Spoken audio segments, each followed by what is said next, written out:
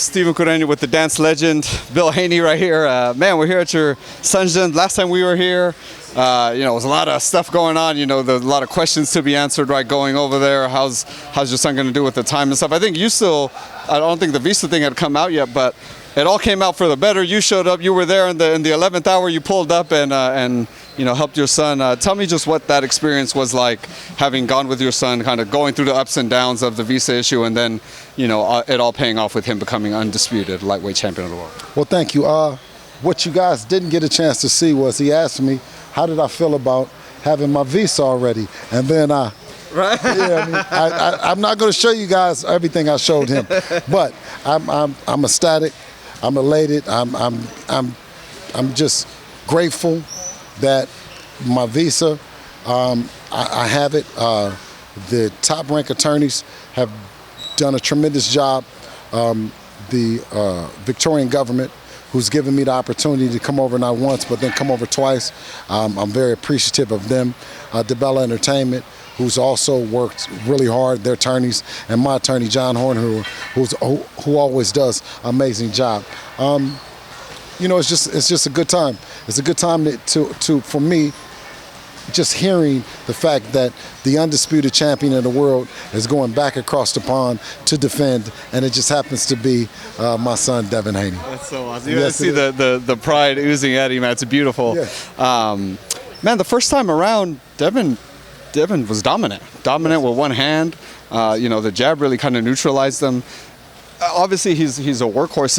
Is it hard to get his mental kind of mentality up for it being that, you know what I mean? No. He's one of the greats.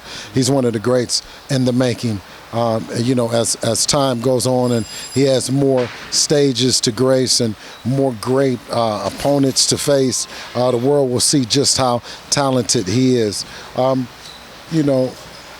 Devin, it's almost like boxing and Devin were made for each other. He does this thing with a smile each and every day, and I mean every aspect of it, both inside the ring and outside the ring. So it's a pleasure to work with him, and it's a pleasure to watch him up close and to watch him from afar. What he's done in the sport of boxing, not only just for us and our family, but also for those that are becoming behind him. The way he's trailblazed and now shown everyone that through hard work and dedication and believing in yourself and your team, that you can actually get there and be a boss when you get, be a boss. Not being but being a boss, be a person that can actually call the shots in a career that you have to live with. You know what I mean? It's easy for someone to make decisions with someone's career, but you don't have to live with the decisions that you're making. But to be in a position like Devin is in and make the decisions and go out and work hard for them and execute them is a great position to see him in. When did you feel Devin started manifesting this for himself? Because he's been in the game. So I've seen pictures of little Devin, Right, so when did you start manifesting it for him, and then he kind of took it over? Well, I think it's all, any manifestation comes from Allah. He will, God will give you a sign. It's upon you to continue to have the faith to keep watering that sign or that symbol that he's given you. Thankfully to us, we have a fraternity of coaches, friends, and family who constantly keep giving us buckets here and buckets there. I might be the one that's handing them the water, but it's been so many people that have shown so much love to us and been instrumental in giving me the knowledge to let me pass on to him. And now he's out. He's out, you know what I mean, he's out doing it, bringing back a wealth of information to me. So, like I said, it's just been an amazing ride. That's beautiful, man. Obviously, Kambosos, October 15th, a rematch. But it's boxing. We all tend to kind of want more, right? We're all kind of bloodthirsty. The talk is possibly Lomachenko if you guys both win this year. I know Devin's wanted Lomachenko for some years now. It sounds like obviously Lomachenko wants the undisputed titles. Is that like the road you feel you guys are headed towards after this Kambosos rematch? Well, Lomachenko is a great fighter. He's a fighter that you need to take a look at Lomachenko, right, after you get through with George Kambosos. He's not the kind of animal that you say, okay, while I'm whipping on George, I'll be looking at him. You know what I mean? Lomachenko had his opportunity with us to to engage in making a fight happen and let us know that he wanted it. I think, has Jermaine Ortiz right now to deal with. We got George Kambosos. So, after that, then we'll see. We got possibly Tank and Ryan in December. First, what was your reaction to that getting made, pretty closely after, Devin became undisputed?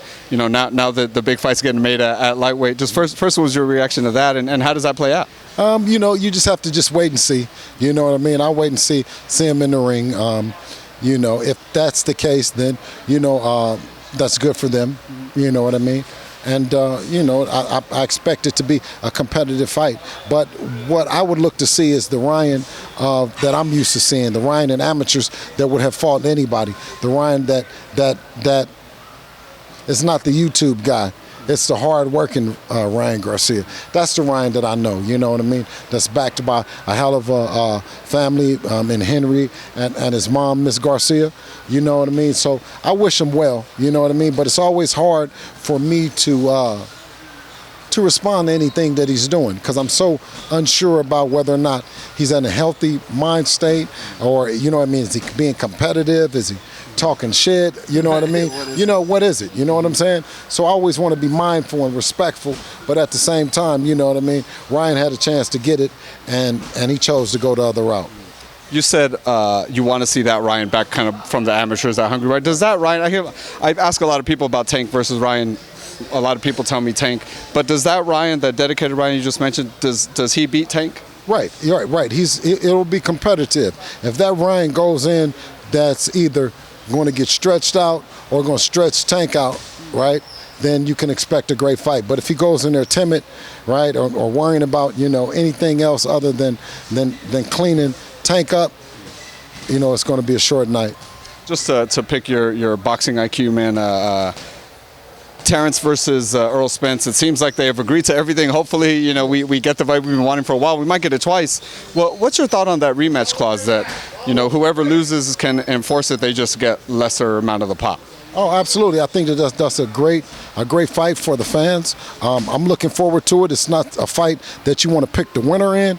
You just want to sit back, grab your popcorn, grab your Kool-Aid in my case, and watch and enjoy the two of the best fighters in the world, 1A and 1B. How does the southpaw and southpaw battle between those two guys play out, do you think? Depends on if you like a southpaw like Lorenzo Truck Simpson, who's the dynamite. Do you like a orthodox fighter like Amari Jones over here? You know what I mean? Who both be fighting on the card October the 16th and Melbourne at Rod Laver Arena. So you can expect something great from DHP in the future, along with Exquisite Sports.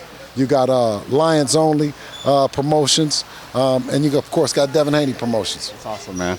Right. Bill, tell the fans, man, where they could see the fight October 15th here in LA, October 16th out there in Melbourne, Australia. Okay, I'll be October the 16th at Rod Laver Arena in Melbourne, Australia. Haney versus Kambosos.